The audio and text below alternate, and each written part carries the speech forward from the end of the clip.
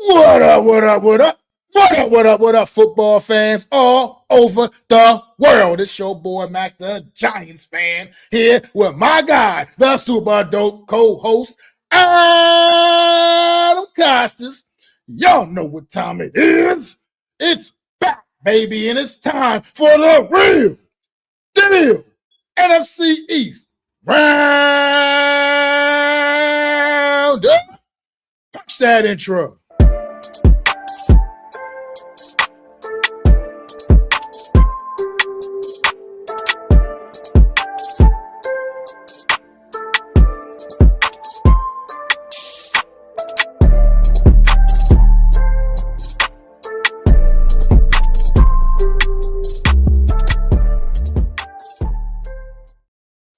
What up, what up, what up, everybody? Thank you for tuning in for another edition of the Real Deal NFC East Roundup. I am Mac the Giants fan here with my guy, the super dope co-host, Adam Costas, man. How you feeling today, Adam?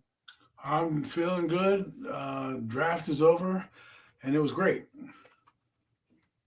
Absolutely. Draft weekend was good, man, for the entire NFC East division, and we can ready to talk about it and break it all down. What's going on in the chat? Clinton Jones, man. How you doing today, brother? Good to see you, man. Thanks for popping in on this Wednesday evening. We talk a little NFC's talk, man, talking about the draft, man. The NFC's, I think, really did a good job. Like I said, all four teams, not just the G, man. I think, the Cowboys, the Commanders, and the Eagles all leveled up a bit, man, in this draft. And it's going to be an interesting 2026 season in the NFC's division. I think the division has the potential to be back on top as one of the strongest divisions in the NFL once again, man. I think they have a real opportunity this season to go out there and show that. I think all four of these teams are going to be battling it out all the way to the end, man. But without further ado, guess we'll get right to it, man. And we'll start with the defending NFC East champs, the Philadelphia Eagles, and what they did on draft night this past weekend. Anything you want to talk about for the Philadelphia Eagles, Adam, with their draft class? Well, I thought I thought picking Mekhi Lemon was very interesting because obviously the trade talks with A.J. Brown and what he's possibly going to net them. So I think this is a big move for them. This is not like a fourth-round receiver. This is a first-round guy. I think they traded up a little bit to get him. And, they traded from 23 to 20 to get in front of with the Dallas Cowboys, which who knows if you're always supposed to trade with your NFC East rivals, but we'll see. And it looks like they're going to pair him with the Devontae Smith and the tight end they got. They also picked the tight end, Eli Stowers, out of Vanderbilt. He was rising up draft boards. If you don't know who he is, go look him up. He was at the Combine. He was killing it at the Combine. Actually, a Combine standout with his vertical jump and his impressive 40 time. And then, of course, he had his pro day, and he also stood out at the Senior Bowl. So to get another tight end in that offense, I mean, they already have a potent offense, right? So you got to think they're replacing Dallas Goedert with Stewarts. I know. I mean, Goddard still may be there. I'm not sure if he signed, but if not, they have his heir apparent right there. And then, of course, you got another receiver to pair with Devontae Smith when you let go of A.J. Brown. And if they get let go of A.J. Brown, for all we know, this could just be negotiations. Maybe they extend A.J. Brown. Who knows, right? You never know with these things. I think he's probably going to be traded, but let's just play it out. If they were to keep A.J. Brown, you now have Mekhi Lemon, Devontae Smith, and A.J. Brown. That would be their best group of receivers they've had in probably a decade. They haven't had a third receiver most of the time that Jalen Hurts has been here. To have Mekhi Lemon as your third receiver is pretty impressive. Even as your second receiver is pretty impressive. So we'll see what they do. I also liked, they got offensive linemen. You know them. They're going to obviously have a good offense. So to get some depth there, Texas Tech safety they also got a couple of other guys to kind of round it out their defensive depth chart in terms of the linebacker and then also the DT. But mostly they've done a pretty good job with retooling. Look, they got their third round pick out of Miami, Markel Bell, on that dominating line, 6'9", 346 pounds, pretty big tackle. Probably gonna replace Lance Lance Johnson at some point. You know, third round pick for them. They don't have to shove him in there right quick. You know what I mean? The Eagles have some depth here. I mean, I don't say that was a crazy draft, but there are some guys here who I think are going to be around. I don't know. What are your thoughts? Yeah, I think let me say hi to a couple of guys. Chat. No Mets, no Nets, no Jets, my guy. Don't worry about Rico, man. He's just a Cowboy hater that's probably going to, and he might end up popping up in here, you know, talking that Cowboy nonsense, man. But, you know what I mean? Go ahead. You can get him if you want to. Get him, bro. You got permission. Get him. Joe Ferries, man. I appreciate you popping in too, man. No doubt indeed, man. He says Lemon seems like a little wannabe gangster. They trade Brown and a wide receiver 1 and 2 or 300 pounds combined. Daniel Barry, man. Thanks for popping in, man. I appreciate you, man. Hey, what's going on? I'm assuming it's Drew, man. What's going on? Two giant goofballs, man. What's up, man? I appreciate you popping in, man. Now, only if he gets crazy, only if he gets a little too out of pocket, man. Don't you know? What I mean, I don't mind a little bit of back and forth, a little bit, as long as it don't get disrespectful or nothing crazy. You know what I mean? But we got a little friendly rivalry going on right now, so it's cool. You know what I mean? It ain't gotta be too serious. You know what I mean? But as far as the Eagles draft goes, man, it's like classic Howie Roseman here, man. It just feels like he's planning for the future, but still keeping the team competitive and relevant right now. You know what I mean? And still in the mix, very much in the mix with the way these picks. So a lot of pieces for depth. Talked about Mekhi Lemon, who happened to be like my favorite wide receiver in this draft. Honestly, I was actually upset that when they traded and made the move. I like the way Mekhi Lemon plays. The little guy that just plays way bigger than what he actually is. It's impressive to watch. To watch him play and see how he moves on the field and see the way he runs his routes, man, it's just very impressive. Can't speak I can't really say anything too many bad things about that pick, man. And then to go back and then get the tight end once again, like I said, planning for the future. Eli Stowers in the second round from tight end from Vanderbilt, another solid pick. Obviously, looking like this could be potentially the last hurrah for Dallas Goedert, and they're just retooling, man. This is what they do. Same with the offensive line picks right here in round 3, going and getting Markel Bell, the offensive tackle out of Miami, famous for playing opposite of Francis Moore and Maui Noah, the Giants' first round pick. I mean, this kid, once again, he might not be ready to step in right now, but they still have a little time to get him developed and get him ready where he needs to be. So these just solid, like I said, solid picks. I mean, Cole Payton, the quarterback out of North Dakota State. I mean, obviously you need to bring guys into competing for the backup positions, man. Coaching for the backups for the getting guys ready. You never know when Jalen Hurts goes down. You need to get some guys in there ready to go. This is a kid. Obviously, you wouldn't expect nothing too big from him right away. Obviously, a 5th round draft pick. But possibly another sleeper quarterback, I think, a guy that could potentially, with the right coaching and development, could potentially turn into something in the future. You never know. See how that goes. And then you got another offensive lineman, another guard, Micah Morris. This kid, big, strong kid, tested really well. Another guy, just good, smart depth piece. You're not expecting this guy to step in and be like a starter right away, but his kid will come in and compete and could be once again a future difference maker on that offensive line for the Philadelphia Eagles. And then they had the 3 picks in the 7th round. Cole Wisniewski and UR Bernard, who has an interesting story, and Keyshawn James Newby. Wisniewski and the safety out Texas Tech. Once again, just see what you get. Potential depth, just a depth piece potential if he can make the roster. You're not expecting coming in. Eagles, obviously, we know what they have in the secondary back there. They're not exactly hurting back there in that department, but you still got to keep guys in there and keep these guys. Get some depth pieces in there for the future, and because you never know how things gonna work out. And but this UR Bernard kid, defensive tackle, he is guy from I can't even remember, somewhere in Africa. He's part of the International Player Pathway Program. This dude has never even played organized football before, ever. And he was an NFL. He was drafted in the 7th round by the Philadelphia Eagles. I mean, big guy. Don't really know any. Don't have any idea what they really. There's no real scouting report on the guy because he's never played football ever. Never, not organized football anyway.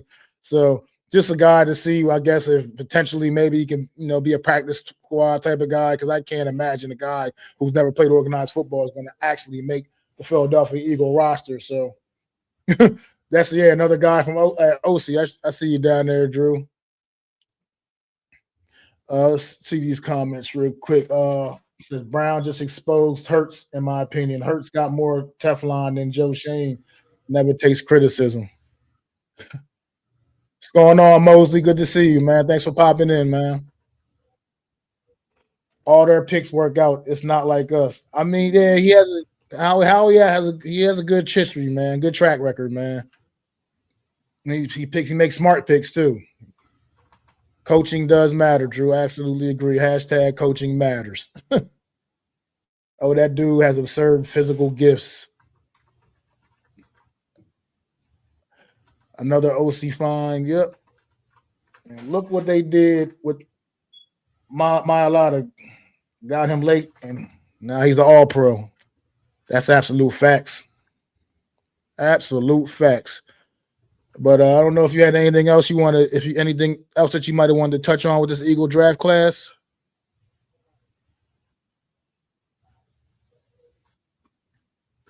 Adam? I don't know. I don't have much else to say about the Eagle. I don't have much else to say about the Eagle draft picks. Yeah, it's just like I said, just a good, like I said, a good solid draft. Can you hear me? Yeah, I can hear you. Can you hear me? Yeah, this is just another good solid draft. I can hear you. Oh yeah, this is a good solid draft for the Eagles, man. Once again, just nothing really blows you away other than maybe the first couple of picks were really, really good picks. I mean, other than that, you're not necessarily blown away by the names, but at the same time, I think they really made some smart picks and they really addressed some needs with their roster. Like you said, Lane Johnson is getting long in the tooth, man. So they got a guy potentially that can come in and take his place in a couple of years if need be. And Markel Bell, that 3rd round pick out of Miami, who is a really good tackle, by the way, who just needs a little bit more development, and he'd probably be ready to go out there hit the field rolling, man. So once again, hate giving these guys any kind of props, hate patting them on the back, but the Eagles, once again, solid job, man, here in the draft, man. Is it like Groundhog Day, guys? Every season, everyone says the Giants got A+ grades, and then we suck again. No, I think this is different, though, man. But we'll talk about that in a little bit, man. Let's get to this. Let's get to them next. Let's get to these guys next, man. 2nd place in the NFC East a year ago, the Dallas Cowboys. Let's talk about it, man. Obviously. We all know, man. We all know what the Cowboys did in the 1st round of this draft, and it's clearly not a pick that I'm happy with because he was a guy that I very much was coveting, and the New York Giants did have a chance to get him, and they just didn't take him. Cowboys moved up, and they took Caleb Downs with the number 11 overall pick, man. But Adam, I'll let you talk about it, man. What you got on the Cowboys draft? All right, I guess Adam's having some technical issues, so I'll talk about the Cowboys draft a little bit. Once again, like I said, I talked about Caleb Downs, getting Caleb Downs in the 1st round. I was just clutch, man. I mean, that definitely focused on rebuilding the defense here in this class, using most of their premium picks on impact defenders, man, as we all see. Getting Caleb Downs and Malachi Lawrence in the 1st round, you clearly see what kind of direction the Cowboys are doing. Their defense was an Achilles heel a season ago. So they definitely trying to figure this out, man, and get that defense back competitive and get it right. Because if their defense was just a little bit better last year, they would have most likely been winning the NFC East division a season ago. You know what I mean? But coulda, shoulda, woulda, and it just wasn't. And the Cowboys, I mean, so they start big. Like I said, bringing in Caleb Downs in the first round. Elite instincts, football IQ was through the roof. Strong run support, covers versatility as well, man. Definitely should be a day one starter and a future leader on that Cowboys defense for sure. I mean, this was to me, in my opinion, was a big steal. I thought Caleb Downs should have gone sooner in this draft, but obviously we know how that goes, how people feel. Oh, you can't draft a safety that high. I think that shit is so much hogwash, man, to me. Positional value is just ridiculous to me. I don't understand it. I can't. If either you can play football or you can't. It doesn't. I don't give a damn what position you are. Either you're good or you're not. You know what I mean? It doesn't matter what position you play. That should not hold any bearings on how you pick players in these drafts, man. But Caleb Downs slipping down number 11 for the Dallas Cowboys, man. To me, that was an absolute steal. And then you got Malachi Lawrence, the edge rusher from Central Florida, man. This kid's a beast. This kid's a beast. He's going to give that pass. He should come in and give that pass rush the juice that they lacked last year after the loss of DeMarcus Lawrence in free agency a season ago. An explosive first step, strong speed to the power rush, man. His closing burst to the quarterback. It's incredible, man. Just definitely a pass rush specialist, man. I'm not sure how effective he is with his run support, but definitely this guy could be a double digit sack guy. Not necessarily saying this year as a rookie, but I'm just saying he could be one of those type of guys. He could be a perennial double digit sack guy for sure, man. And then once again sticking with that defense, man. In round 3, Jaysean Barham, from linebacker out of Michigan, man, a hybrid defender. He can rush the passer, or he can just play off ball linebacker, man. He's very, very speedy guy, very physical. He provides a lot of scheme versatility. He can do a lot of different things, man. So this is another guy that can really come in and potentially add a real spark to this Cowboy defense. Definitely get into the rotation, our linebackers they got, and definitely be have some form of impact in this year, in his rookie season, man. Drew Shelton finally going to the offensive side of the ball, getting some offensive line depth, picking up some offensive line depth here, man. Big offensive tackle out of Penn State.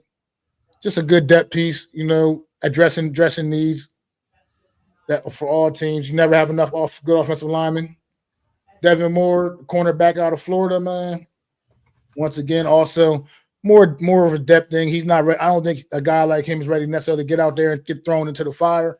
But at the same time, he can definitely come in and initially give you maybe some help on the special teams.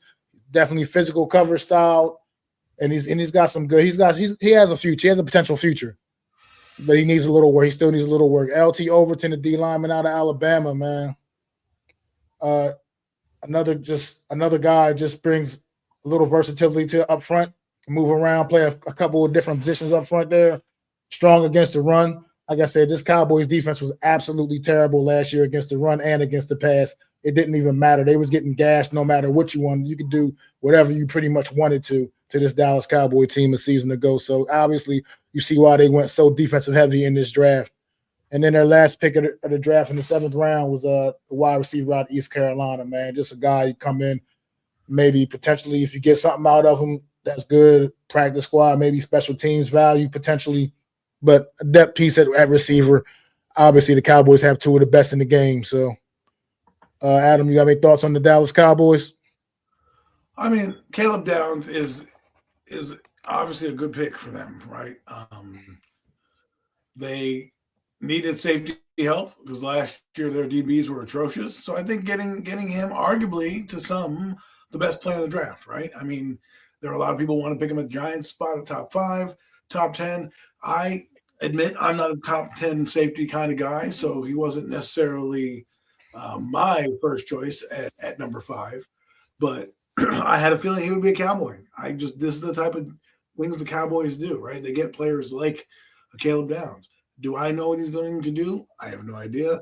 But I already told you guys a story about a guy named Roy Williams who also came in as a safety for the Cowboys and had some hype to him. Let's hope that he doesn't end up the way of Roy Williams and he can really help that secondary out.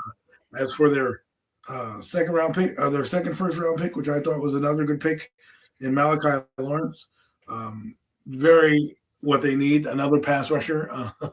Obviously, they lacked in that department last year due to their own devices. Obviously, when you trade Micah Parsons, that is a big piece that you lose. And then you're patchworking it together with guys like Jadeveon Clowney and a few other guys. They went out there. They had that Azuki or whatever his name is in the second round out of Boston College, but he was a second round pick, so he still had to learn the game. This is another guy, again, you can come in and add a little bit more depth to that room that they already need. And this is what the Cowboys do. They need defense and they need pass rush. And their main problem, like Max said, is stopping the run. But they also need to generate turnovers. They also need to generate points. They were one of the worst scoring defenses in the league last year. They didn't get many turnovers, right? When you don't get turnovers with a bad defense, it doesn't help you because you end up being on the field a lot more than you need to. So these guys can make plays for them, be disruptors with the edge rushers. And then also Caleb Downs, hopefully he can, help with that secondary. So not giving up so many big plays. And I thought it was a good first two picks. As you said, the other edge rusher, and again, Cowboys went very defensive heavy in the first three picks, which guess what? They needed that, right? He's a guy who can play inside, outside linebacker versatility, kind of a hybrid linebacker that these teams now are looking for, these quote-unquote edges. Hello, let's turn the clocks back. It's called a Sam linebacker, people.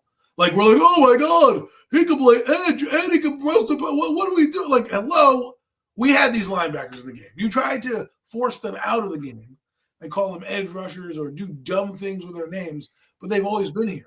And that's what guys need to understand is like, and we'll get to Arvell Reese in a minute, sometimes these guys are better linebackers than edge rushers. Just because they're 6'5", 240 doesn't necessarily mean they're an edge rusher. But when we grew up, I don't know if Matt can attest to this, but I know that in most of the 4-3s, you had your middle linebacker, your weak side linebacker, and your strong side linebacker. And your strong side linebacker looked most like those guys that you see now. The 245-pound behemoth, 6'5", those kind of guys who would check the tight ends at the line, who would check the backside of the backfield, who was also brought on pressure packages back in the day. And now here we are where the NFL likes to get cute and call now defensive ends edge rushers. So now you're confused what a defensive end is, right? Because is it 10 technique, 1 technique, 5 technique? No, motherfucker, it's a D end, okay? We used to have a profile for that. Michael Strahan was a D end. He wasn't an edge rusher. He'd be a D end in a 4-3. You couldn't use him like that. Now everyone wants to use these hybrid kind of players, and they phased out the weak side and the strong side and put a lot of fucking safeties in those positions. Well, guess what? Teams are running the football now down your throat.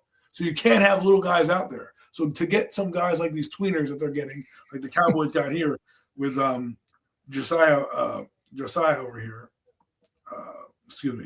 Joshawn Barham out of Michigan, the fact that he played some inside linebacker and edge, they can move him around. Now, when we get to RVO, we will talk about the diversity, but I just want to tell people that's what's missing in these games. When you talk about safeties, they're like, oh, man, there's a new nickel safety. No, that's called a strong side. That's a strong safety. They just changed the name to make it look cute, okay? That's what they did. Oh, we got a nickel corner yet? Like, that's why we got this. So I know I'm going off on a tangent. That's why you need these bigger guys who play like this guy, Barham, who play edge and middle linebacker because they can do many things in your defense, and you don't have to put another DB on the field. Then they obviously, like you said, they always get the trenches. They always have some type of offensive lineman. They got Drew Shelton, Penn State. You know that he's a big guy, massive guy, playing on that line. Cornerback depth, they need that. Overton, another defensive lineman out of Alabama. They'll give him some versatility, in their line. And then they had the wide receiver out of East Carolina who, will help with their flesh out their roster. Obviously with George Pickens and CeeDee Lamb and probably Devontae Turpin, this guy's going to be used more for special teams. And that's what they need, another dynamic. Well, they don't need another dynamic kick returner, but imagine having two guys out there with Turpin and this kid. So it'll be interesting to see how they play out. They got a new decent coordinator, so I'm looking forward to seeing. Well, I shouldn't say I'm looking forward to because they're Cowboys, but what I'm saying is we can watch the development of this team and how they come together with Brian Schottenheimer. I almost said Marty, with Brian Schottenheimer and his new defensive coordinator. So, Mac, I've talked enough, but I really do like the first two picks of what the Cowboys did. Absolutely. I saw Drew up in the chat earlier put a comment that he thinks Malachi Lawrence is going to be a bust. Look, I hope you're right. Hope you're right, Drew. If you're still out there, man, I hope you absolutely right, bro. But But these are the type of guys that Cowboys find gems in. They got decent pass rush, drafting skills. So they had Sam Williams who's doing pretty well. They got the kid from Boston College last year, right? They drafted Micah Parsons. So I'm going to give them the benefit of the doubt and say they saw something and they went after it. I mean, he worked out good. He definitely worked out good. Like in the combine, he definitely had some good workouts. I don't know anything about Central Florida's pro day, but at the end of the day, he was one of those guys that stood out a bit when I was watching the combine action. You know what I mean? And I figured that he would have went pretty much around where he went. Maybe I thought maybe a little bit deeper, but I thought for sure I had a second round grade on this kid, and you know what I mean. At least a top second round and second round grade on him. So at the end of the day, coming up at pick number 23, they got him, I believe it was. To me, I mean, solid pick and it addresses a big time need for the Dallas Cowboys. Like you said, to me, that was just really their biggest issue a season ago. Was their defense was just so terrible. I mean, it was just Russell Wilson cooked the Dallas Cowboys a season ago. Russell Wilson, let that sink in. He threw for nearly 500 yards against the Dallas Cowboys a season ago. So when you got Russell Wilson out there doing that to your defense can't be it ain't no good, man. It ain't no good. It need a major problem. It need a major issue, things to get fixed. And I think they at least are making an attempt to fix it now. I hope you're right, though, Drew. I wouldn't mind seeing this kid absolutely be a bust with that Dallas Cowboys star on his helmet. You know what I mean? Because that's how I feel about the Dallas Cowboys. But at the end of the day, right now, he has a fully clean slate with me as far as go out there and prove himself. He's going to get that opportunity because when first round pick, he's going to be expected to come in, step in, and be an immediate impact player for the Dallas Cowboys this year. So we'll see if he can up to the task. But that's about all I got on the Dallas Cowboys, unless you had anything else you wanted to add. Nope, I'm all set.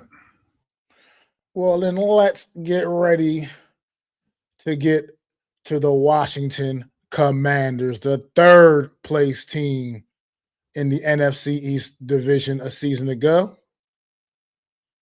And where the hell? Oh. Third place team in the NFC East a season ago. The Washington Commanders really had a disappointing season a year ago. A lot of injuries and whatnot. Obviously, Jaden Daniels out for substantial portions of the season with just like about 3 different injuries, I believe he sustained last year during the course of the season. And then obviously the Terry McLaurin situation, he was out for a big chunk of the year as well. That's your superstars on offense right there. And then losing Austin Eckler, I think week 1 or something like that, I believe it was, in the first game of the year. Or the second game was very early in the season. I know that. So they had some tough times last year, Washington Commanders, man. But this draft here, they started off with a bang, for me at least. Another guy that I had very high on my charts. And I feel like the only reason he's not a New York Giant is because his teammate, who's a little bit better, was still on the board at the same time. But what's your thoughts on the Washington Commanders draft, Adam? Well, I thought getting Sonny Styles, we spoke about that in our draft show, that if he were to get past the Giants, he would land with the Commanders. And that's where they did. They took him. Some people argue that he is better than another linebacker that's come out of the same college, but I think he helps their defense immediately. They need a leader. They had Bobby Wagner. Obviously, he was older and is not coming back and can't be retained, but you know how Dan Quinn's defenses operate. They operate with a guy who's going to be in the middle running sideline to sideline. I think he really elevates what they're going to be doing, what they're doing. I mean, he's 6'5", 244. He ran a 4.4 at the combine. It's insane what he did. He also played safety. I compared him a little bit to Brian Urlacher in that regard. A lot of people were like, why would you do that? It's different. Like, well, because Brian Urlacher, what it means when you play a safety, like Sonny Styles, is your range is different, right? Because when you play safety, you've got certain box area that you're in. So things change in terms of sight lines, in terms of communication, in terms of where you're looking and who your initial reads are. And the fact that he can cover and it's not foreign to him, like a lot of linebackers are of his height and ilk, that also helps out. And I think that's where the versatility will come in for him. Obviously Antonio Williams, nice solid pickup for them. They need depth in the wide receiver room, obviously, because they are lacking there. Deebo Samuel is not coming back. Obviously, they still have Scary Terry, and then they have Luke McCaffrey. But this guy will add a little bit more depth to their receiving core. Obviously, he's not huge at 5'11", but at least he's quick, and they can get him off after the catch. Then, of course, they didn't have many other picks, but they have another edge rusher at Tennessee. This is adding to their edge room. Again, they need edge players. They don't have a lot. They do it by committee. If you look at them, I looked at them last year, just curiosity. Von Miller had 7.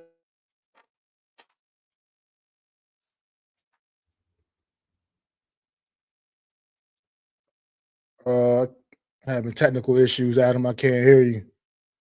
But yeah, let's talk about it, man. The Commanders draft starting off. Sonny Styles, their first round pick number 7 overall. Running back, huge power back out of the backfield. I think this is what they're going to need in the run game. I know they have Bill, Jaworski Merritt, and I think his regulation is more of a third down out of the backfield kind of back. Not saying he can't tote the mail. I don't want to say that because we've seen him tote the rock. But sometimes getting guys on the field in other variations while also helping you. I thought what lacked last year for the Commanders was a run game, a guy that ran downhill. This guy is going to go downhill. Allen is going to run downhill. He's going to give them what they need in terms of that power back that they can offset with Jaworski Merritt. And I think it's a good pick for them to get that late in the second round, But other than that, they picked them another QB to just kind of develop you. It's always good to have a guy in the room, to learn your system and go through the motions with you. In case, because you never know, you could always trade them. You could always just have that quality backup so your season doesn't fucking tank. I mean, how many times have we seen quarterbacks go down this year? I mean, look at last year. They did their best with Mariota, but when they want a nice younger guy that could, develop, that they don't need to worry about, I mean, it's just another guy. He may not make the team, but they got a quarterback. So, from Rutgers, actually, in our own backyard. So that's about it. I really like Sonny Styles. I really want to see what he does. Even though he's a Commander, folks, I know it's okay to kind of follow his career. Am I going to be rooting for him when he plays the Giants? No. But am I going to be rooting for him when he plays every other team in the NFL? Probably. And I hate to say that because, but I'm a football fan through and through, and this is the NFC East, and because we do this show, we have to kind of keep an eye on these things. And between me and you, it could be him and another Ohio State linebacker fighting for Defensive Rookie of the Year. So that's why I'm going to follow him. That's right. I said it. Absolutely, man. It just sucks because as much as like doing all this whole process building up to the draft, Sonny Styles, Caleb Downs, they were like probably my two most talked about players that I personally talked about and spoke of and was hoping to become New York Football Giants. You know what I mean? And then then the draft happened and things shook the way they shook the tree, shook the way it shook. And one of them goes to the damn Washington Commanders and the other one goes to the damn Dallas Cowboys. That's just the way it goes sometimes, man. Like, go figure. They're all in the same division, though. How about that? The big Ohio State 3, as far as from defense in this draft, are all in the same division. How do they all end up in the NFC East?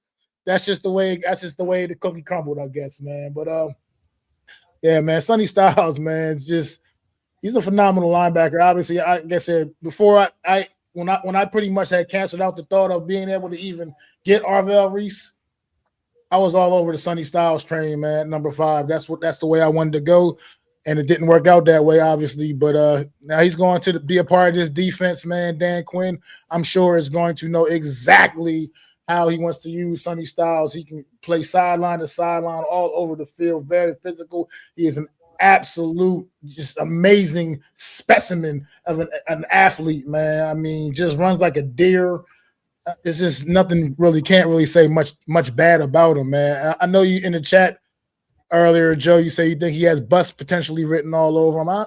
We'll see, man. I'm not so sure if I can agree with that. I think this guy just he's one of those kind of talents to me that he just gets it, and failure is not an option for a guy like him. And if you really pay attention on draft day, when he got picked at number 7, it just felt like to me that he had a look on his face of someone who was really not happy with falling to number 7. Not so much that he was unhappy getting picked by Washington, just that he was like, why go with number 7? I mean, so he just had that look like he's already coming in with that already with his little built-in chip on his shoulder. So I think he's gonna be one to keep an eye on, man. And then here in round 3, they didn't have a second round pick. And in round 3, they get the wide receiver out of Clemson. Somebody they just need to add more to that room. I mean, Antonio Williams at this point should be able to come in and be able to have some kind of impact immediately right away in that offense. Like you said, looks like their Debo is not coming back, and Terry McLaurin had a rough season last year, just being banged up. So got to give Jaden Daniels some more weapons out there to work with, man. This kid in round 5 in Tennessee, Joshua Joseph, just pass rush depth on a team that definitely lacked that a season ago. Probably not ready to get out there and make too big of an impact right away. But you never know. Some of these late round picks sometimes surprise you, man. If they find themselves into the right situation, he's definitely going on a team with a great defensive-minded head coach that's going to definitely, should have him ready for whatever they need of him. And then here's my pick right here. Kate in round 6. I think this is a pick people not talking enough about for the Washington Commanders. Kaytron Allen. I think this kid can come in and potentially, steal the show. I think he has that kind of ability. This is the kid that in several of my mock drafts, I found myself picking for the New York Giants right here in around the same area where Washington picked him. So I think this kid right here is a sleeper pick for the Commanders. I think looking at their running back room, the way it's constructed, I know the kid, Bill, whatever they want to call him, Bill, that kid, he had a pretty solid rookie year. But at the end of the day, I wouldn't be surprised if Kaytron Allen comes in there and just kind of steals the show, man, and takes over as potentially a lead back there. Honestly, I think that kid has that kind of potential. And then adding more depth to the offensive line with the center from Michigan State and Matt Goldman. And like you said, getting another quarterback in there into the mix. Wouldn't think he's likely to make the team, but at the end of the day, practice squad guy, he can stash somewhere, potentially to be their emergency quarterback, that emergency number 3 quarterback to work his way up to that potentially. But a guy they can develop and maybe, see what they got, have and be a backup for him going down the line. But overall, not a terrible draft for the Washington Commanders either. I mean, I like obviously like the pick of Sonny Styles, and they did some other good things. Like I said, Kaytron Allen, I just spoke about that. I love that pick. But let me say what's up to a couple guys. Chat Ghost Dog, appreciate you popping in, man. He says you hope Scatterboo cracks his ass. Pause. So we're talking about Sonny Styles. But so that's crazy. Rooting for a Commanders player for no reason is absolutely weird. I mean, it's just look, he's rooting for the player, man. It's just the player, man. He can't help it that he's a Commander now, man. He's a fan of the player. Can't be mad at that, Adam, man. I'm all right with it. Like you said, you just ain't rooting for him when he's playing the Giants. Are you rooting for Wandale, Adam? Well, Adam never rooted for Wandale. No. I'll answer that for him. He never rooted for Wandale. Adam has booed Wandale from day one, from the second they announced his name on draft day in 2020 and 22. He has never rooted for Wandale Robinson. We definitely fan the same. Sonny Styles seems like a good dude. Wish him the best, but I think he has risk. I mean, he is a converted linebacker from safety. He's only frozen. I'm frozen. Oh yeah, there we go. Oh, I mean he had converted from the safety position. He's still could maybe get his weight up a little bit more, but I think he's still he's a physical specimen. And I just think he has a work ethic that's gonna combine warrior, I can see that from one aspect, but he has such good film as well of what he does on the field.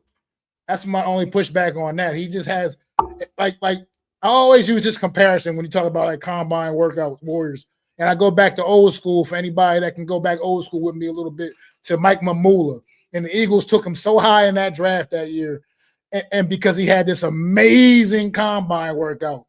And this kid was absolutely doo-doo on the field, man. He was doo-doo for him the whole time. He never was good. And they picked him so high because of that combine workout. But Sonny Styles has legitimate great film. And that's why I have a little bit of pushback with the combine warrior thing when in reference to him. But we will all find out, man. Like I said, I mean, I'm not as nice about it as Adam. I really can't really wish the kid too well because he's playing for the enemy now. You know what I mean? And that's just what it is. Says, no, I don't think he's going to be a bust. I just think he has more potential to be than the guys in that range. That's all. Okay, that's fair enough. What's going on, Miz? Yes, indeed. The NFC East Roundup is back.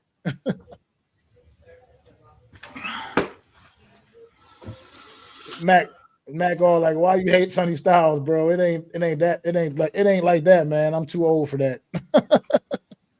No. It's not. People gotta understand. You know, like Sonny Styles is a linebacker. When you follow the linebacker and you follow what he's doing throughout the draft process, did I want him to land with the Commanders? Hell no. Hell no. But he's there. So I'm kind of keeping an eye on him. Caleb Downs, I'm going to see what he does because, I didn't think of him as in the same light as the other two Ohio State defenders. So I want to see what that's about. So if Caleb Downs ends up sucking, guess what you guys are going to say? See, Adam, you ended up thinking Caleb Downs sucks, right? And then, all that shit. So I'm just admiring from afar. I do not want him to, do I want him to be injured every year? No. I want to go to the best of the best. But I think we got the best Ohio State defender. So how's that, folks? How about that for you folks? I think we got the best Ohio State defender, but I will leave that to Mac. But I don't need to explain myself. I'm just saying. I hear you. I see you out there, Drew, man. I mean, look, look, maybe the Giants could use you, man. We can use some more depth out there, man. We always can use some more depth pieces, bro. But that's the only thing. That's my thing. What's hard for me with the Sonny Styles thing is I talked this kid up so much through the process these last couple of months, and so it's hard for me to flip the switch and just start instantly hating on him. It's got to kind of develop a little bit. You know what I mean? It's got to give me time for the full hatred to kick in. That's all. That's what it is with me. I can't just flip a switch and just start hating the kid instantly because he got drafted by the Commanders. He ain't even put the uniform on yet. So I hate that he went there. I mean, I hate that he went there because this is the problem that you have. Like the Caleb Downs thing. If you like Caleb Downs, you hate that he went to the Cowboys. Any other team, you would have been able to enjoy his career without having to stress about it. Now, I have to see Sonny Styles twice a year, Caleb Downs twice a year. I have to see them every year. And do I want to see them do well? No, I don't want to see Jackson Dart get crushed by Sonny Styles or Sonny Styles make a play or Caleb Downs make plays. No, I don't want to see that. But it's going to be interesting to watch their careers develop because they will all be linked together, the three Ohio State defenders. I will say this is a fair point. I think before the combine workout, Sonny Styles was probably not necessarily a surefire top. I don't know if he was a surefire top 10 pick or not before the combine, to be honest. I think he could have very easily before that amazing combine workout have been, picked a little bit outside the top 10 possibly. I mean, I can admit that. But I just think once you combine what you've seen of him on the field and then you see that kind of workout, it's like, wow. You know what I mean? I just think like I said, my main thing with him is I just think he's one of those, it's a him thing too. Like he's a hardworking kid that's just not, he's not going to accept failure. He's one of those kind of people that's just not going to accept failure. he's gonna always work his butt off. I don't see Isaiah Simmons 2.0 because I see a guy that does have a clear, defined position in the league. Where Isaiah Simmons, nobody really knew what the hell he was, man. You know if he was a linebacker, if he was a safety. You didn't really know, and I don't see that. I don't see that kind of confusion with Sonny Styles, but we're gonna all find out soon enough, man. We definitely will. I thought Styles and Reese were AI monsters in that combine, like they didn't even seem like humans. It was insane. It absolutely was, and that's why I'm glad we got one of them, and we got the better one. I feel like, and we're going to talk about that in a little bit, right in a minute, man. We about to change lanes here and get to the grand finale. I know he was a safety. I know he started off as a safety, but I mean, and he can still bulk up a little bit more, maybe possibly a little lean still. But at the end of the day, I think he can still handle it, and I think he has a lot of intangibles that'll he can make it work. But like I said, we'll find out. We'll have to see. It's all gonna be a wait and see. For all we know, we don't know who's gonna. I mean, he's gonna be some guy got drafted in the 6th round that might come out and just be a superstar, and nobody's talking about him at all. We just never know. That's how it is every year. Like Jack Kelly? Yeah, I mean, you get the Puka Nakuas, people like that are like, what?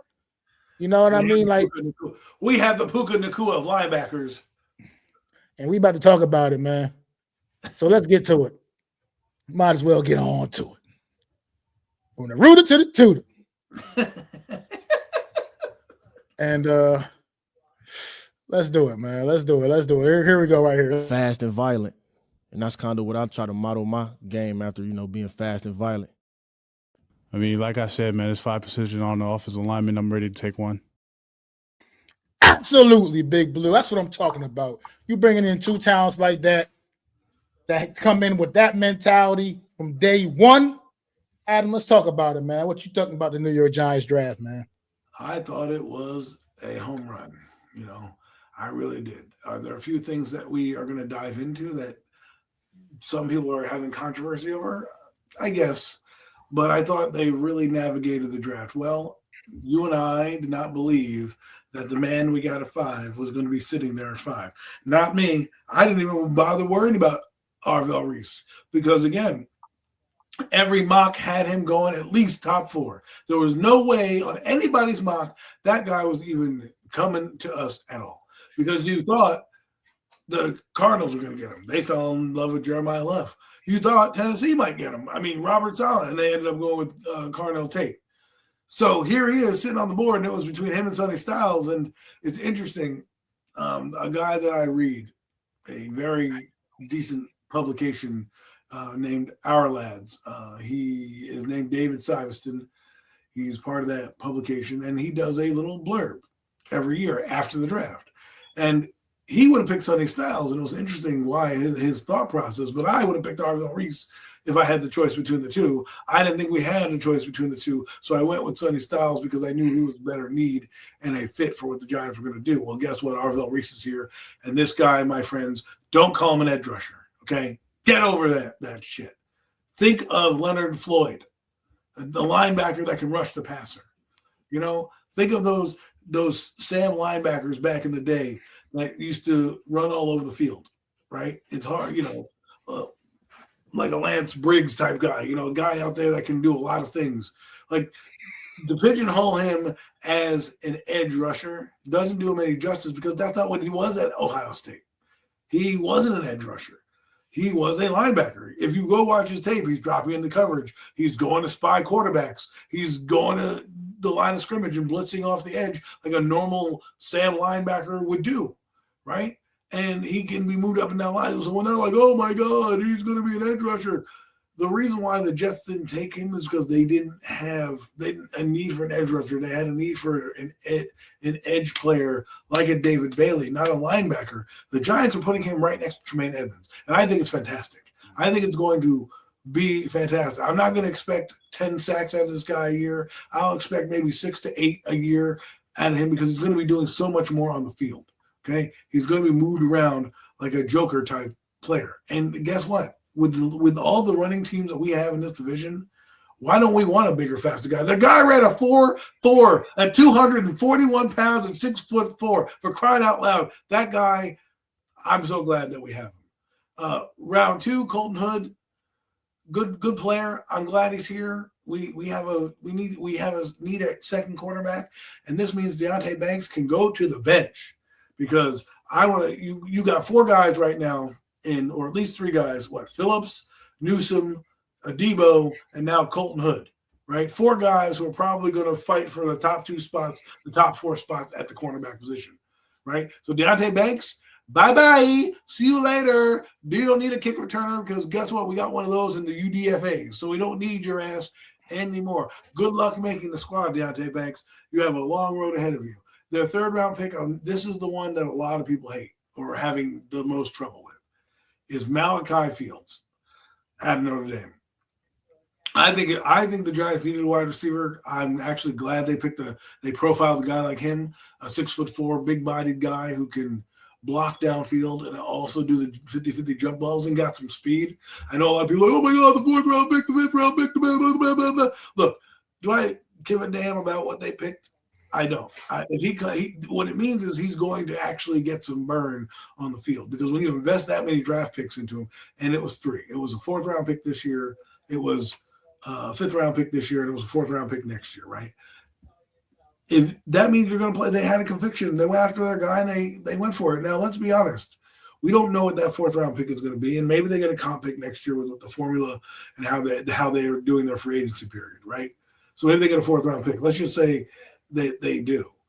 Next year's class is so much more lucrative at every position that it doesn't really hurt them right now to give a 4th round pick, but you don't know what's going to happen, in next year's draft because what if NIL deals kick in, right? Then the talent pool goes from being a very good class to a smaller class with only a certain amount of players coming up there. What I'm saying is don't worry about that 4th round pick. Hopefully this is a player the Giants can use in the red zone. Finally, a Plaxico Burress type. I really do like it. And then you have we didn't have a 4th round pick. We had the 3 6th round picks. We had J.C. Davis.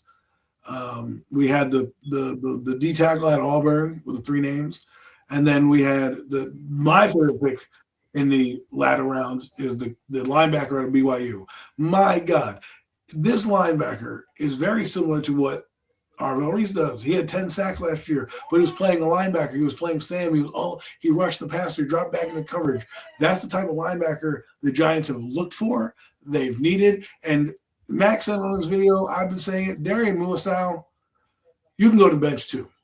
Your ass is probably not long for this team with Jack Kelly on the field. That guy's a kamikaze missile. I can't wait till he crushes somebody on special teams. He's that guy. Every team needs a Jack Kelly, and I'm very excited.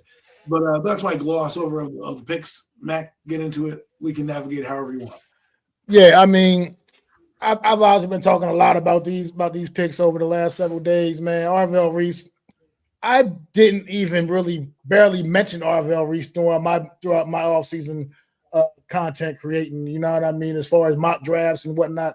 Barely even mentioned his name just because I just did not believe we had a real chance of getting him. Like Adam said, it was just, if you watched it, when you were watching the draft that night, the Tennessee Titans selected Carnell Tate. The New York Giants were on the clock. It was probably like 20 seconds later that the pick was in. Like, boom. Then you had to think about it. You know what I mean? Right? Get that card right up in there. Arvell, he's still available? Let's go. You know what I mean? It was they didn't wait. it was nothing to wait for. He was number 1 on their draft board, and they didn't expect to be able to get him. And they were able to get their guy, man. Mao Noah at 10. I'm not gonna lie, if anybody was tuned into the stream that night, initially I was taken aback only because I wanted Caleb Downs so badly, and we passed up on him. But then Maui Noah came out there and said, he's gonna I'm gonna go out there and die for Jackson Dart.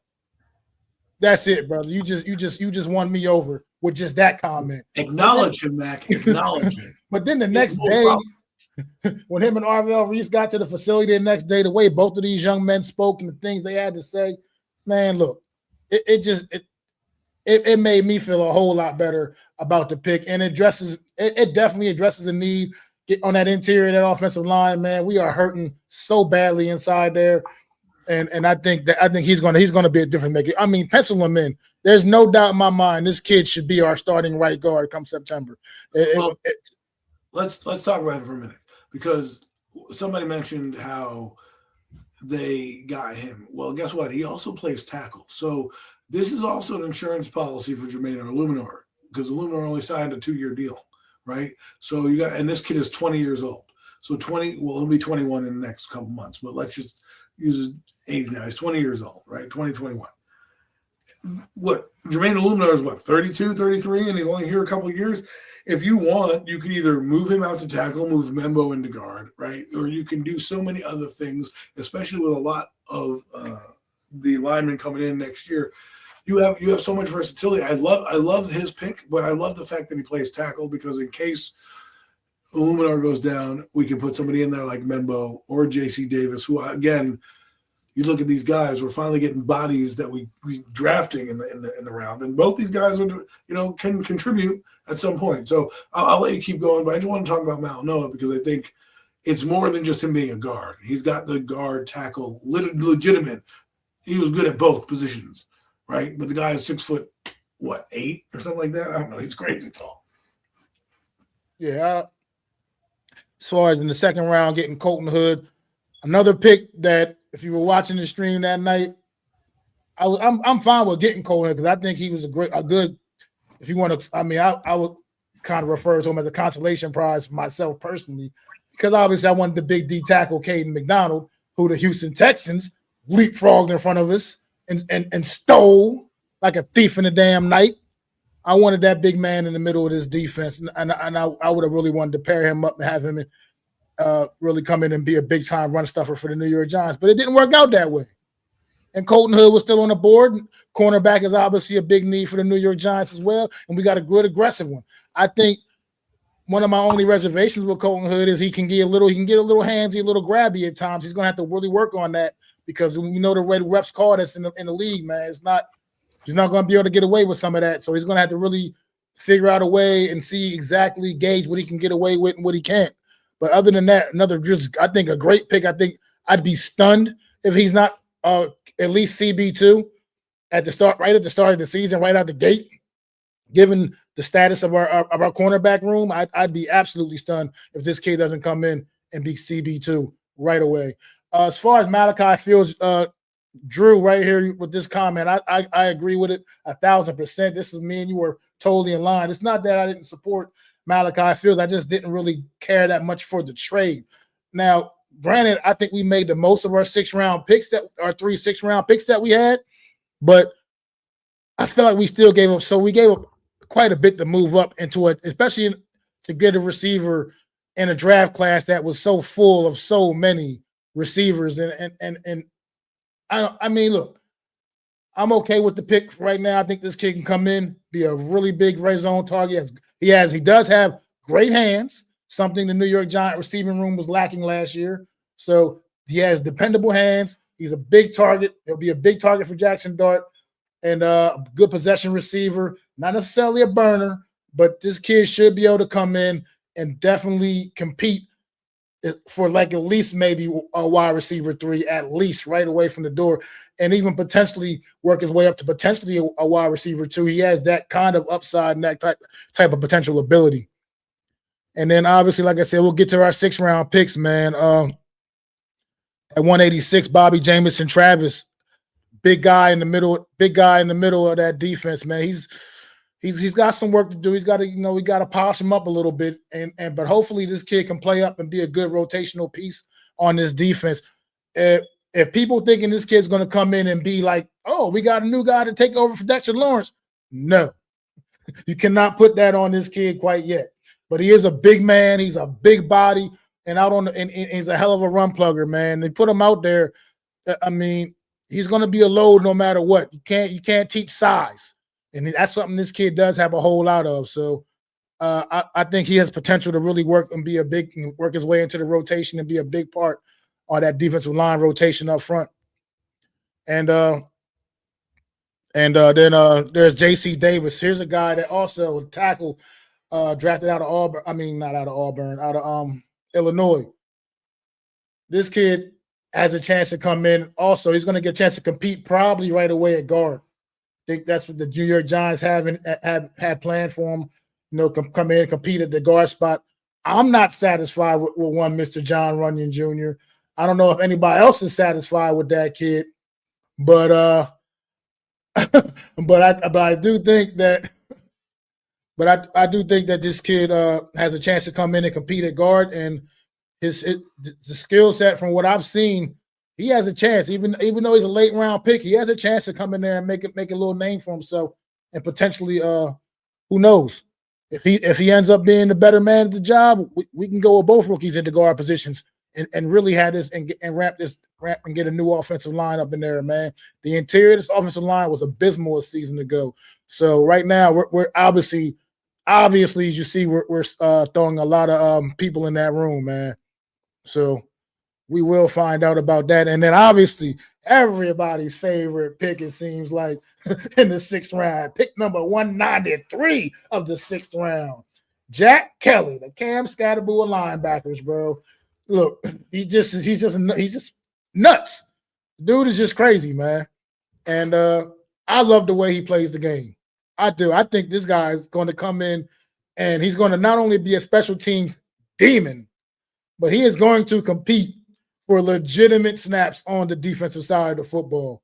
And like we said, yeah, Muasal, I'll see you later, bro. I'll see you later, bro. You can get up out of here, man. I think this kid's going to come in and be a player.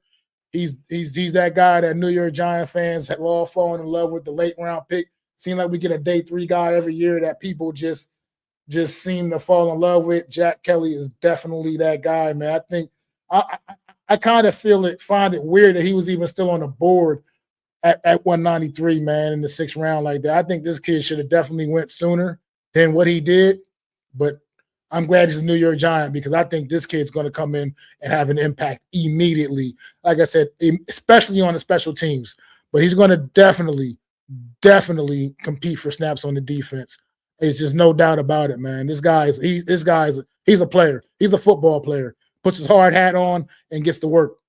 And that's just the bottom line, man. But Adam,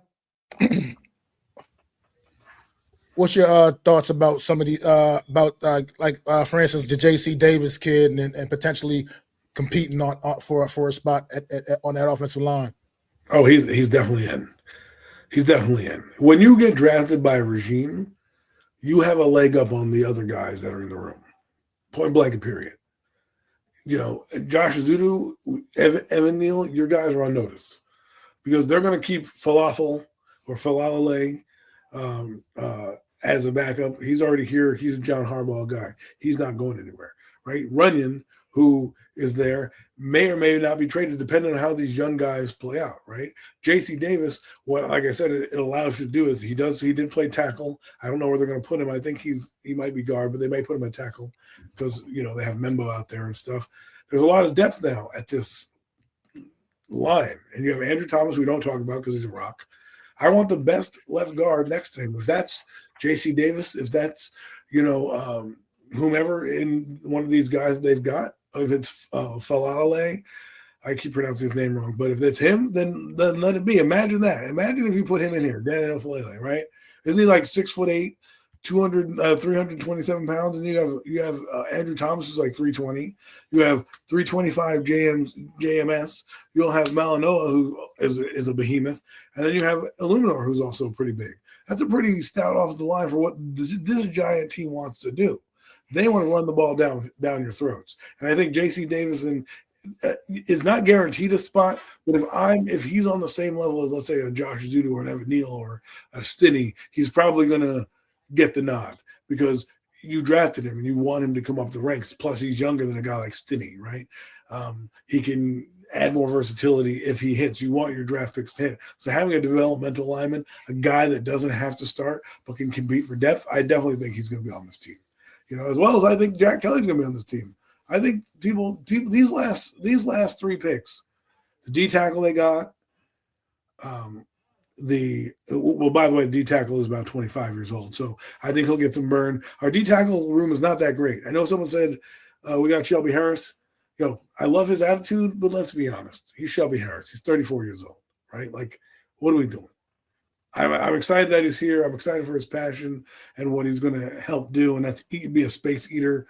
But, defensive line next year, they're definitely probably going to head that direction. But we need bodies there right now. So to have a guy from Auburn in the draft class to kind of develop, that's good. You still have Darius Alexander in that position. I think that's good. So to answer your question, the last 2 draft picks I think are going to make the ball club. And I think a lot of these guys on the back end aren't going to be here. And I point out Banks. I point out Muasau.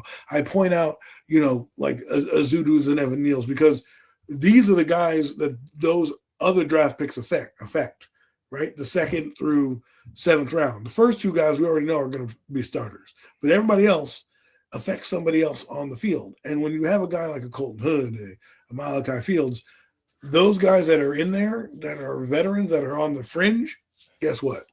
You might be phased out. And those are a couple of guys that I think should be on notice.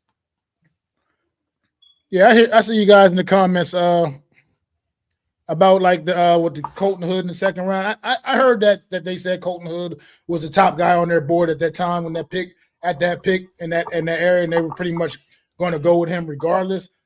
But that's after the fact when they say that, and I'm not sure if I believe that. And I said if Caden McDonald was sitting there, I'm not so positive that they weren't going to take him potentially, because I mean that would have been a high value pick as well, and clearly a position of need as well.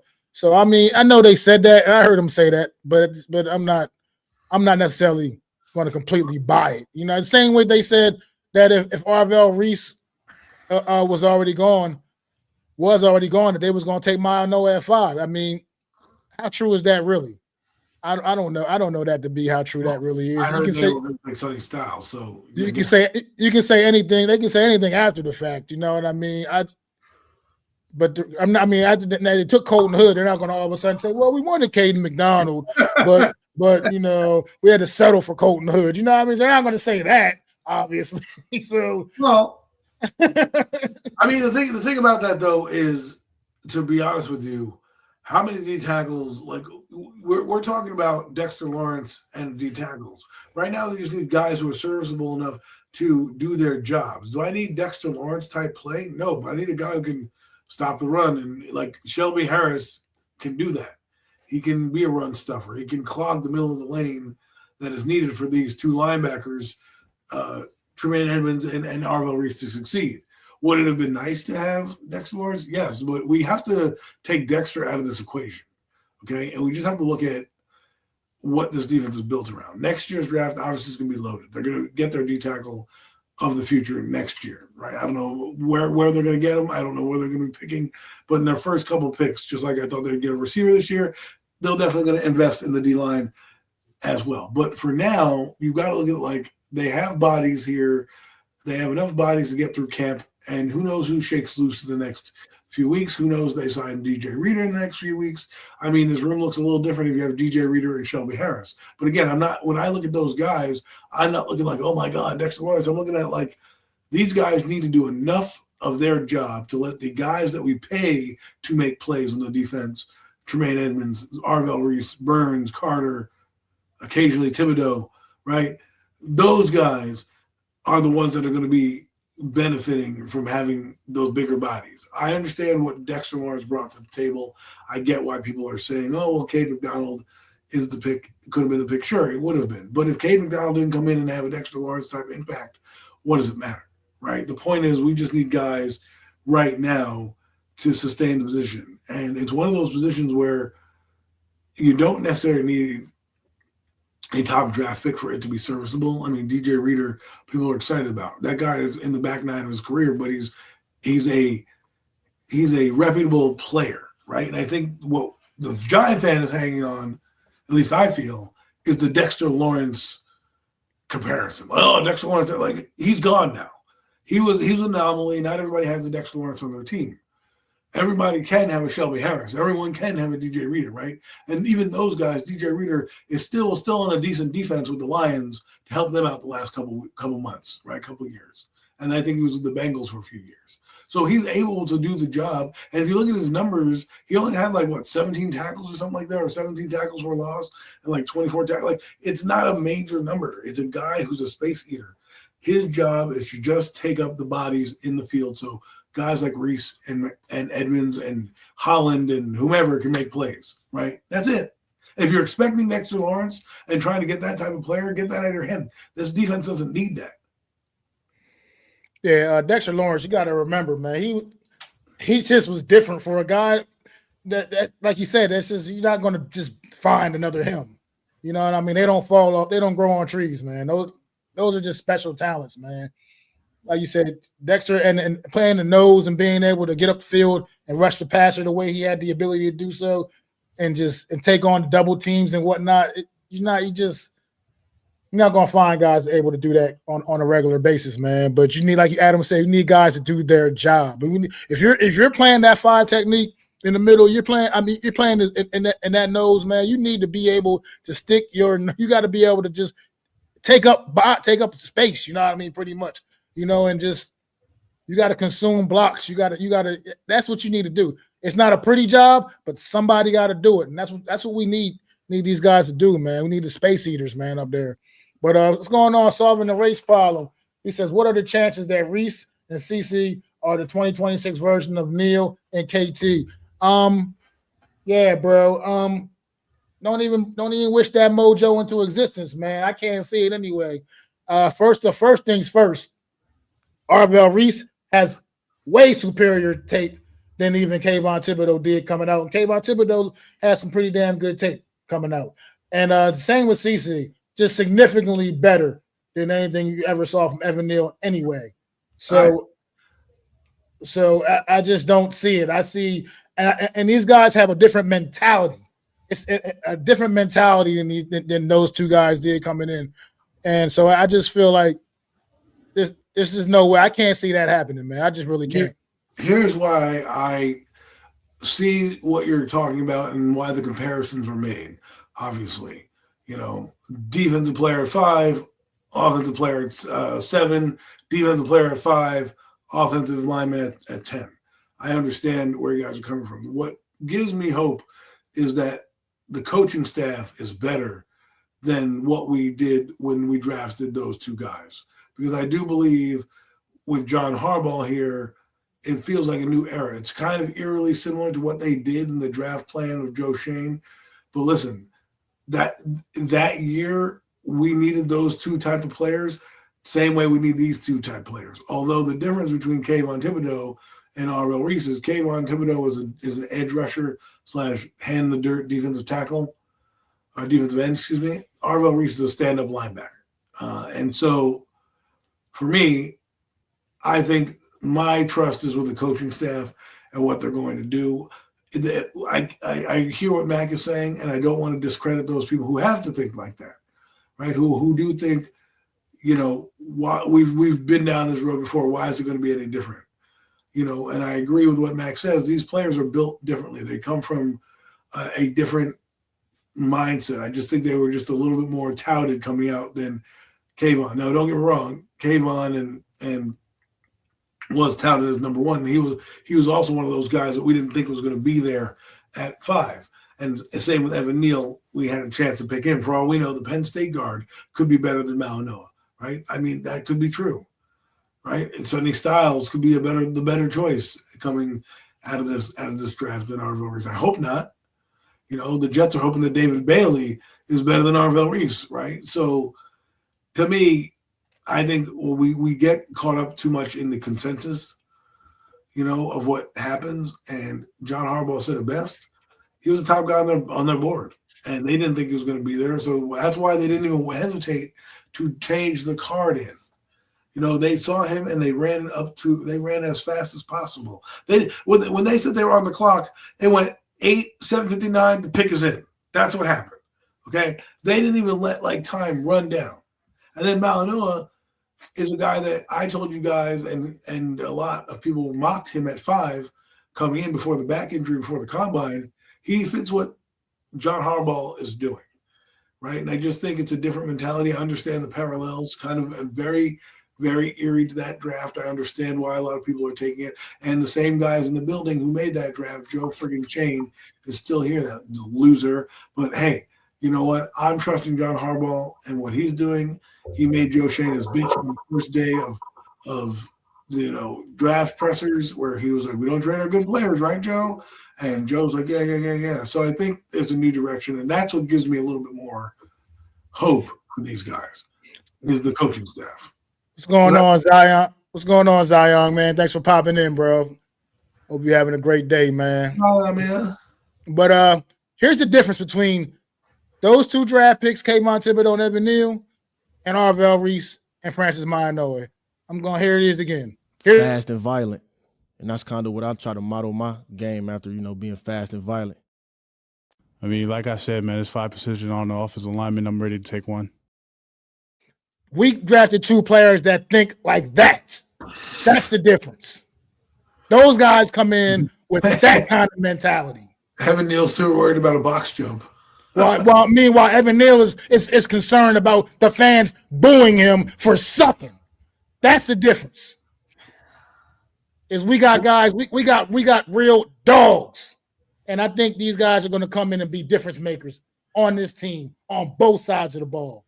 My question is how they're going to utilize all these players. With Denard Wilson, right? We believe he's better than, I don't even know who the D coordinator. Who is the D coordinator for the Giants? And it was Wink Martindale. Wink Martindale, when they came in, Kayvon Thibodeau looked better, didn't he? When we had Wink Martindale, there's a reason that happened. Then Shane Bowen comes in, and these guys can't stop a nosebleed or don't even look the same. Well, Denard Wilson's from the same family of kind of players, and Arvell Reese fits that. And Arvell Reese is a guy that's going to be a thumper, a game changer, a guy that's going to be able to track down the quarterbacks like Jaden Daniels, and all that stuff. And I just think mentality-wise, Mac's right. You didn't see Evan Neal coming in and say, "I'm going to kill for Daniel Jones," right? No. Kayvon Thibodeau had some energy. I liked his energy coming out, but he wasn't the same one. Arvell Reese, for whatever reason, whether it's his presence, whether it's the way he just they talk, it's a different era. And I'm hoping, again, this is just hope, that they made the right decision. Time will tell. Time will tell. Yeah, I mean, Arvell Reese, he literally, and Maianoe, they literally eat, sleep, and shit football, man. That's what's on their mind. Kayvon Thibodeau was coming in. He was already, before he even got drafted, talking about life after football. That's where his head was at already before he even got drafted. Evan Neal was the mama's boy. You know what I mean? Pretty much. NFL was the New York Giants was Evan Neal's first job. Let that sink in. That was his first job. This kid has just been, these kids, they just built different, man. That's why I understand where people make the comparison. Obviously, it was just a few years removed from this Giants having 2 top 10 picks in the first round. But I just think it's way different, man, with these kids here. And yeah, he did. I still don't like that. You're absolutely right. He crossed the line. He hit a nerve. He struck a nerve with me with that shit. Joe Farris, he struck a nerve with me, man. Damn right. He disrespected me and all the other hardworking people that do what I used to do. I'm not in the kitchen no more, but still, he disrespected us all. And I felt some type way about it. And his play on the field he hasn't earned my respect still. I bet you couldn't do what you did, Mac. I bet you couldn't do what you did in the kitchen. I bet he couldn't. So sure, I can't get on the NFL field and do a damn thing, but damn it, I can't be any worse than his sorry ass either, because he's a bum.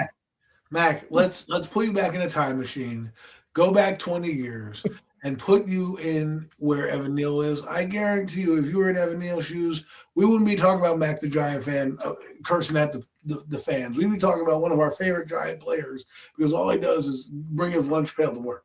I think you could have kicked Evan Neal's ass. Evan Neal listen, as much as I am rooting for him to succeed, tongue-in-cheek wise, people, I understand that he's probably not gonna do it. He doesn't have the same drive that Maianoe has.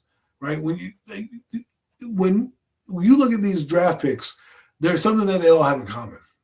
They're tough guys. They're fucking tough player. Malachi Field's a tough guy. Colton Hood's wants to beat you up every time he tackles you, right? Jack Kelly, look at that guy. I mean, when I look at Jack Kelly and I'm like, this guy's a kamikaze. I just look at him and he's just built in a different manner. Like I look at that guy, and if we didn't have Arvell Reese, and let's say we got Caleb Downs, I'd be like, yo, that guy's starting next to Tremaine Edmonds. That's how confident I am he would have been on our team, because that's what I think he can do with what they're going to do in this defense. And I think he fits exactly what they're looking for. I wouldn't be surprised if you see Arvell Reese and Kelly at some point both careening off the sideline, creating havoc in this defense in the not too distant future. Now, it brings me to my next guy. Before we wrap up the show, I know it's a little drag, it's not off the topic, but it is with the defense. Where is Kayvon Thibodeau slated to play? Because if you look at what happened last year, you brought in a guy, Abdul Carter, who by happenstance took your job because you got injured once again. So now he's going to come in, and there's no way I'm now sitting Abdul Carter for Kayvon Thibodeau. I'm sorry, I'm just not doing it. But I also don't want to put Abdul Carter at the middle linebacker spot like an Arvell Reese. So somebody has to go off the field. It has to be Kayvon, because I'm putting Arvell Reese on the field and one of these defensive tackles at least to get him on here. And then you got that guy Golston, who also came in last year, who's also a defensive tackle / defensive end. For me, it's hard to see where Kayvon fits here, only because he doesn't do – a lot of people love Kayvon Thibodeau. I, on the other hand, like Kayvon, but I don't think he's lived up to his number 5 overall status. I'm sorry. A lot of people say, oh, look at Aiden Hutchinson. Aiden Hutchinson makes an impact on his defense every time he's on the field for that Lions defense. The Lions defense is not the same with Aiden Hutchinson off the field. You could arguably say that Kayvon Thibodeau, they don't miss him when he's off the field, right? So my question is, where is he going? Because he was the guy during the draft that a lot of teams were talking about possibly trading, and there's a rumor that the Saints offered a 4th-round pick. Is he going to be a guy that's going to be motivated? Is he going to get snaps? How many snaps is he getting? And to me, I just think Arvell Reese doesn't necessarily signal the end for Kayvon Thibodeau, but I just don't know how you're going to get him playing time, especially if you're going to nickel and dime packages most of the time. And Reese has the ability to be on the field in those instances, and you're not going to take Carter off the field, right? So where is he going to play? I think his snaps are going to be limited. I really do, especially depending on how they run the hybrid. I think he'll be a good guy that, gets – I think he's going to be a good rotational player. But am I going to pay him his 5th-year option this year that's coming up? And am I going to pay him a mega deal because that's what he's going to want to covet next year when I have these other young guys under contract? Look, Zion had a great comment here, man. He said Tremaine Edmonds and Arvell Reese is going to be problems for opposing offenses. That's what he means, opposing offenses. But and I agree, man. When's the last time? I know we haven't seen Arvell take a snap yet, so. But let's just hypothetically say he does it works out and he's everything he's supposed to be in a prospect. And we get out there and he gets out there. Him and Tremaine Edmonds. Think about it, New York Giants faithful. Think about it. When's the last time the New York Giants have had a set of linebackers of that caliber at the same damn time? You got to think. You got to go back. You got to go back in the time machine to see the last time they had a set of linebackers that can be as good as these two can be together. And I can't wait to see it start unfolding on the field, man. I'm so excited for it, man. Where's the next comment? Said Maui was talking to Micah Parsons like, I'm not afraid of anything. Going to be one of the best guards in the NFL in under 3 years in my mind. Look, I'm right there with you, man. I think, honestly, I know that he's technically a tackle, and maybe there's some future plans to move him back out to tackle. But I don't know, man. If he asserts himself as like a dominant guard, or you really want to go there to move him away from the position that he ends, if he comes in the league and rips it up, man, I don't know. So we'll have to wait and see how all that plays out. But it's a good problem to have. So Downs not doing combines made me not like him because Neil didn't. Oh my God. I feel Tibbs will be a rotational player. I mean, that's just what it is now. I mean, he's gonna have to kind of accept that role. I feel like because, like you said, you're not taking Abdul Carter out there. I mean, Abdul Carter's starting. Burns is starting. You know what I mean? There's just two starting edges right there. So that's going to make Kayvon a rotational guy. I mean, you might see Kayvon on first down a little bit more on running downs. You know what I mean? Expected running downs, whatever. You might see Kayvon out there because he does play the run better than any of our edge guys, pretty much. So we will find out, man. Yeah, I know he did. I know he did, man. That's my guy right there, little Cowboys fan. We got a little friendly rivalry going. It's all good. We can talk a little shit back and forth with each other, man. It's all good. It's all fun, man. Football. That's what I do, man. I like talking that shit. Giants been so sorry I ain't been able to talk that much shit the last couple of years, but we back, baby. I feel like we back, and we're gonna get all the smoke. Whoever won it. You know what I mean? But you got any final thoughts before we get ready to wrap it up, Adam? Oh, the final thoughts, man. That Cowboy fan, stop puffing your chest out.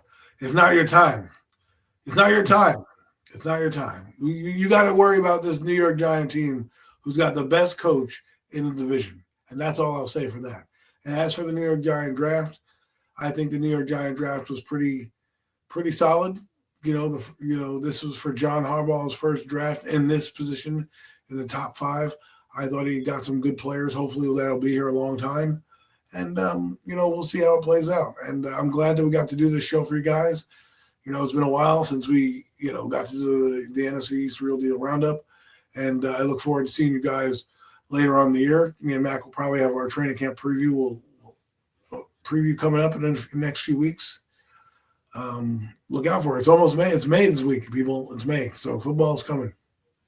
Absolutely. We'll probably be back in a couple of weeks when they drop that schedule, man. And we'll have to break that down, talk about that as well. You're right. So we'll be back for that for sure. But yeah, we won't be back next Wednesday, but we'll be back in a couple more weeks when they release the schedule, and we can talk about that and have fun and deep dive, and then we can really see how things could possibly shape up, man. But I appreciate everybody for tuning in. The chat was awesome today, man. It's one of the best chats we've ever had.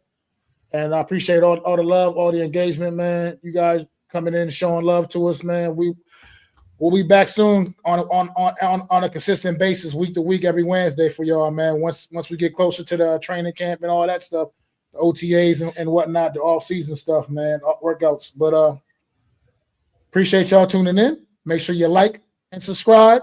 Share the stream out, man. Tell all your friends about it. Mac and Adam, Real Deal NFC East Roundup. We back, man. The NFC East, I think, is back.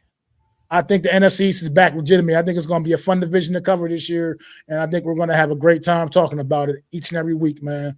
So thanks for tuning in. I am Mac the Giants fan. That is my super dope co-host, Adam Costas. And we'll see y'all, man. Peace.